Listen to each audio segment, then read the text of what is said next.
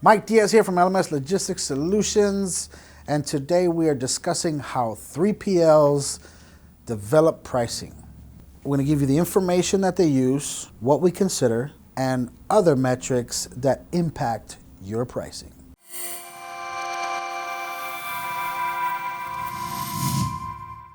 Knowing this is going to help you in giving the 3PL information during the RFP process, and also give you some awareness on what potential angles you have as far as leverage and points to negotiate. Welcome back to the LMS channel, where you can count on us to give you the ground scoop of warehousing and logistics. If you want to know more about the industry and what's going on, subscribe to the channel. If you like the video, give us a like, help us out with the algorithm. Consider subscribing, because we're going to hit you with some more goods. Leave any questions and comments below. And you'll also have my email in the description below. You can reach out to me direct. So before we get into pricing, we're going to talk about information transfer back and forth, usually in the form of RFIs, requests for informations. Now, hopefully by now, we have a senior level person, someone that knows a lot of details about the operation, interfacing with the 3PL, because you're going to get a lot of questions that pertain to the operation. That way we can start formulating what it's going to take to bring your goods in, what it's going to take to store them, what it's going to take to get them ready to ship, as far as picking and packing, and then the shipping process. And with all that, the communication back and forth between us and your carriers, us and your customers, and us with you, and be ready to clarify the details. So, receiving, how your stuff coming in? Is your stuff coming in via rail container, ocean container, full truckload, less than full truckload? Is it coming in via small parcel, which is the worst way to send your goods into a 3PL? Best way to send your goods into a 3PL is floor loaded in an ocean container or rail container and palletized in a full truckload. The inventory process of your goods, or your goods barcoded, that is very, very important, because to run unbarcoded goods through a warehouse is a disaster. The other thing we're looking at is picking. How do your goods ship? Do you ship 20 SKUs at once? Do you ship one SKU at once? Do you ship a lot of different size things where we have to configure pallets, we have to build pallets, or are we just picking pallets and shipping pallets? So usually pallet in, pallet out is the cheapest method. Pick and pack is obviously going to be the more expensive method when we're dealing with units, picking units and picking boxes. If you have larger, heavier, bulkier goods, it might require a two-man lift, so now you need double the labor just to pick an item. Are we floor loading goods into containers? Are we sending out pallets that are 8 feet tall, 9 feet tall? Typically they're not, warehouse workers are not 8, 9 feet tall. Those guys are in the NBA. If we require a machine to wrap your goods, a machine is a lot more expensive to wrap goods higher than 7 feet. So those things are going to come at a premium.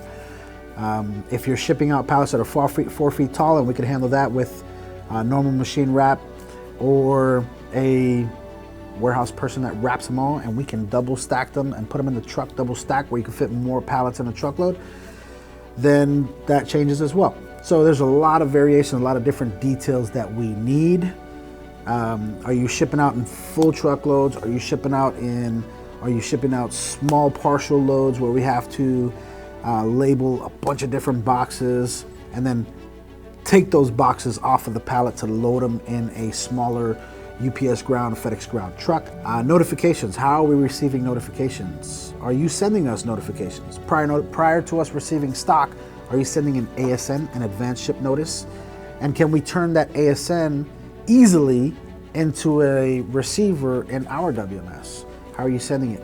A scanned copy where we have to manually enter data? Are you sending us a PDF where we can copy and paste? Or are you sending a drop file that can be automatically uploaded? Notifications for shipments, work time, lead time on these shipments. When you send an order when a warehouse receives the order, how fast does it need to ship? Does it need to ship same day? Or do we receive an order 10 days in advance? Do we have to manually process these orders and potentially risk data entry errors? Do you require different details on your bill of ladings for every single order? Or do you send us a bill of lading? WMS connectivity. Can you or are you able to connect to our WMS? That way we automatically receive orders, tracking numbers are automatically updated, orders are automatically closed and billed. That's a lot easier than having people on computers and entering all that data. Returns, what's your returns ratio? Returns are obviously not charged as an equal to inbounds.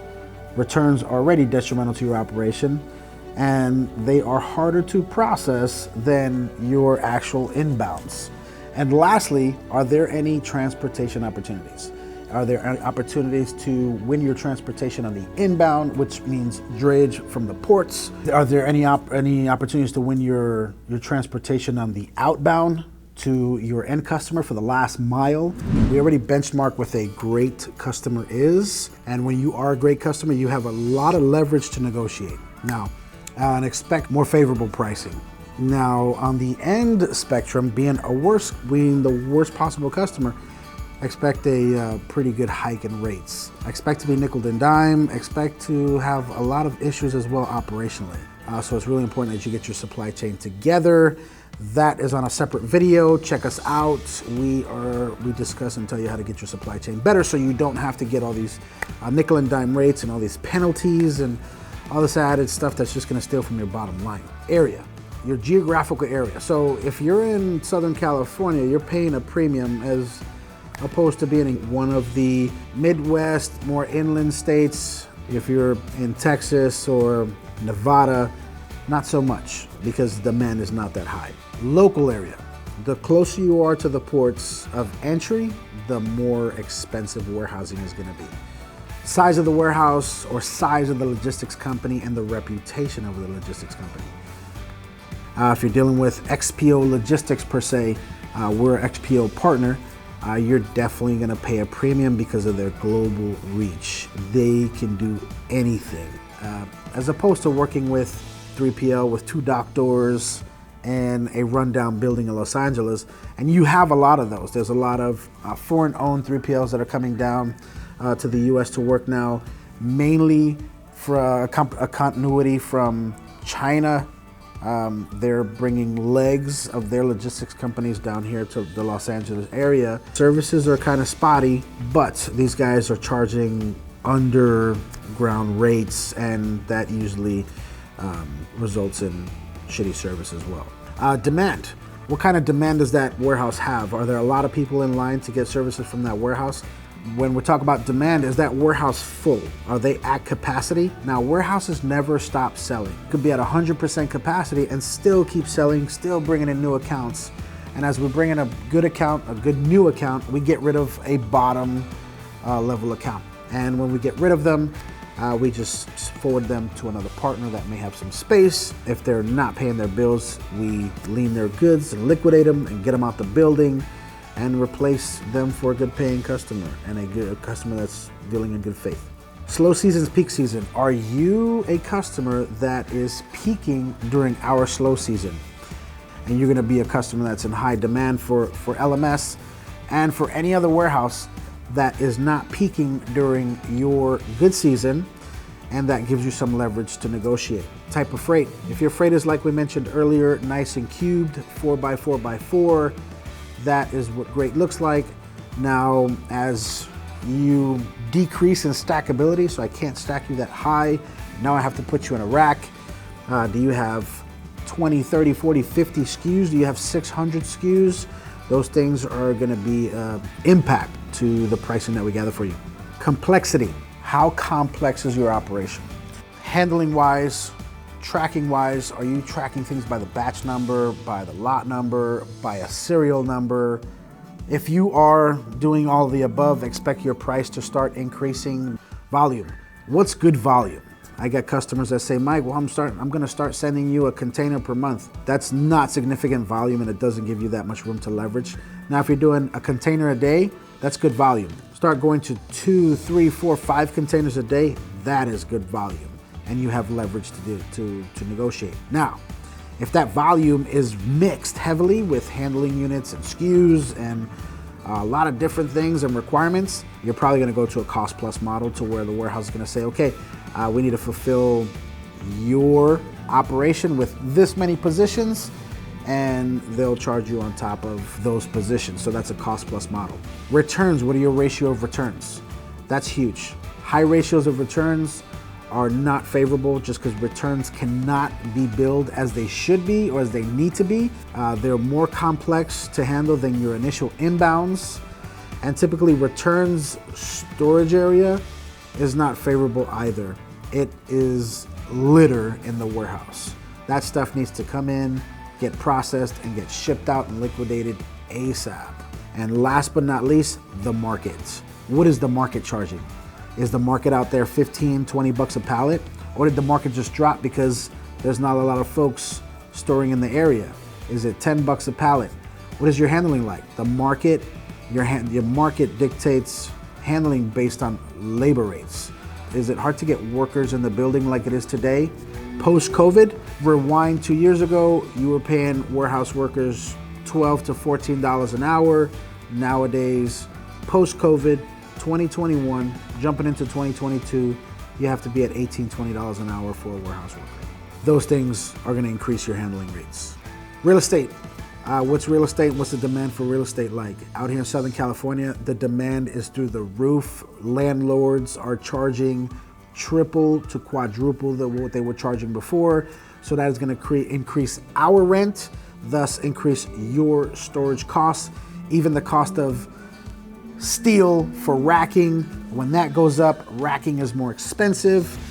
Government regulation, when they start regulating things more and increasing our cost, it's gonna go straight to your storage costs, not much your handling costs.